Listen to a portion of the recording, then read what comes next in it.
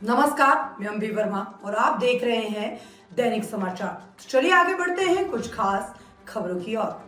दिल्ली की मुख्यमंत्री रेखा गुप्ता ने कहा है कि प्रधानमंत्री नरेंद्र मोदी एक संत और गृह मंत्री अमित शाह का व्यक्तित्व साहसी है। मैं उनके जैसा बनना चाहती हूं। न्यूज एजेंसी को बुधवार शाम को दिए इंटरव्यू में सीएम ने कहा कि मैं मोदी जी को संत मानती हूं। कुछ संत भगवान की सेवा में समर्पित हो जाते हैं। मोदी जी देश सेवा को ही अपनी पूजा मानते हैं। हमारी पार्टी में ऐसे कई लोग हैं जिन्होंने अपने अपने तरीके से देश की सेवा के लिए अपना जीवन समर्पित किया। नितिन गडकरी और अमित शाह भी उनमें से एक है। उन्होंने कहा कि शाह में कठिन फैसले लेने और लागू करने की क्षमता है, फिर चाहे वे कितने ही मुश्किल क्यों ना हो। उन्होंने देश के लिए कई बड़े फैसले बिना किसी हिचकिचाहट के लिए हैं। मैं अमित शाह जी की तरह बनना चाहूंगी। उनमें निर्णय लेने की क्षमता है और वे वही करते हैं जो वे कहते हैं। रेखा गुप्ता दिल्ली के हालिया विधानसभा चुनाव में पहली बार विधायक बनी है। भाजपा ने यहाँ 26 साल बाद चुनाव जीतने के बाद रेखा को सरकार की कमान सौंपी है। विधानसभा की 70 सीटों में से भाजपा ने 48 और आम आदमी पार्टी ने 22 सीटें जीती, वही जबकि कांग्रेस एक भी सीट नहीं जीत पाई थी। रेखा ने सीएम बनने से पहले सोशल मीडिया पर विपक्षी नेताओं के खिलाफ उनकी विवादास्पद टिप्पणियों और बयानों पर भी माफी मांगी है। उन्होंने कहा कि जब हम बचपन में बोलते थे तो शायद हमें भाषा पर बहुत पकड़ नहीं होती थी। जैसे जैसे हम बड़े होते हैं, कुछ हद तक परिपक्वता प्राप्त करते हैं और आगे हम ज्यादा बेहतर समझ हासिल करते हैं।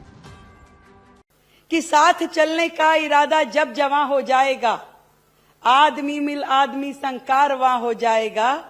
तू किसी के पांव के नीचे तो रख थोड़ी जमी, तू भी नजरों में सभी के आसमां हो जाएगा, आसमां हो जाएगा।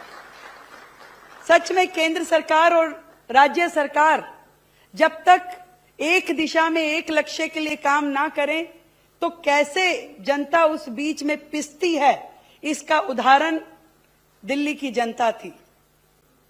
अपने अहम में, अपनी जिद में, अपने हट में दिल्ली की पिछली सरकार ने ये योजना लागू नहीं की, जबकि पूरा का पूरा देश इस योजना से लाभ ले रहा था और कई वर्षों से ले रहा था। दिल्ली की जनता में हाहाकार भी मचा हुआ था। एक एक बेड पे 2-2 पेशेंट लेटने को मजबूर थे। इलाज की कमी के कारण लोग मर रहे थे और महंगा इलाज देख करके लोग गुहार लगाते थे जनप्रतिनिधियों के दरवाजे पे कि ये मेरी सर्जरी होनी है, ये मेरा इलाज होना है, तो कृपया किसी प्राइवेट अस्पताल में बोल दीजिए तो मेरा इलाज हो जाएगा।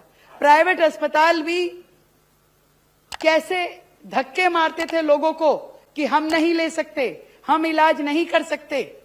परंतु आज इस योजना के माध्यम से, आयुष्मान योजना के माध्यम से दिल्ली के लोग भी अपने मनपसंद अस्पताल में अपनी बीमारियों को इलाज दे सकेंगे।